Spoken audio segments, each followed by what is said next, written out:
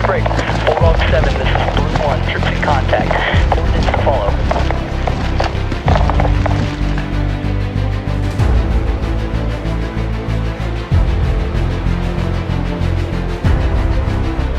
அமெரிக்க அதிபர் Donald Trump மற்றும் Israel பிரதமர் பெஞ்சமின் நெதன்யாகு இடையே அண்மையில் லெபனான் தாக்குதல்கள் மற்றும் ஈரானுடனான அமெரிக்க ஒப்பந்தம் தொடர்பாக தீவிர கருத்து வேறுபாடுகளும் வார்த்தை மோதல்களும் நடந்து வருகிறது. ட்ரம்ப் நிர்வாகம் ஈரானுடன் ரகசிய அமைதி பேச்சுவார்த்தை நடத்திய போது அதில் ஈடுபட்ட உயர் அதிகாரிகளின் தொலைபேசி உரையாடல்கள் நகர்வுகளை இஸ்ரேல் உளவு பார்த்ததாக அமெரிக்க உளவுத்துறை குற்றம் சாட்டியிருந்தது.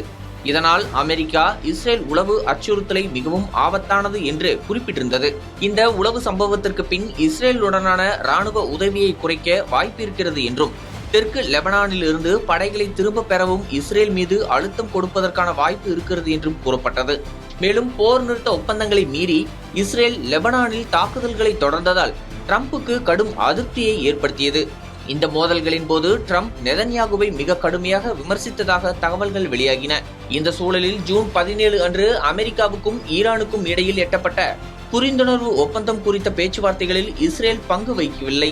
இந்த ஒப்பந்தத்தில் லெபனான் உட்பட அனைத்து போர்களிலும் ராணுவ நடவடிக்கைகள் உடனடியாகவும் நிரந்தரமாகவும் நிறுத்தப்பட வேண்டும் என்று குறிப்பிட்டிருந்தது.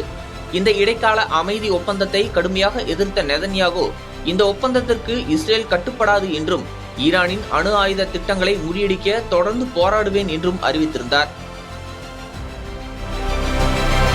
இந்த நிலையில் இஸ்ரேலின் மேற்கு கரையில் வெஸ்ட் பேங்க் ரிசர்வ் படைப்பிரிவு போர் அதிகாரிகளுடனான சந்திப்பின் போது பேசிய நெதன்யாகு, எங்கள் அமெரிக்க நண்பர்களிடமிருந்து நாங்கள் பல ஆண்டுகளாக பெற்று வந்த ராணுவ ஆதரவை நான் பெரிதும் மதிக்கிறேன். ஆனால் நமக்கு சொந்தமான சுதந்திரமான ஆயுத உற்பத்தி அமைப்பு தேவை. நமது வலிமையை அதிகரித்துக் கொள்ள வேண்டும். அதிக அளவிலான தொழில்நுட்பத்தை பயன்படுத்த வேண்டும். ஈரான் மற்றும் அதன் பயங்கரவாத குழுக்களுக்கு எதிராக தற்போதைய போரை தொடர சொந்தமாக ஆயுதங்களை உற்பத்தி செய்யும் திறனை வளர்த்து கொள்ள வேண்டும். அவர்களை கடுமையாக தாக்கியுள்ளோம்.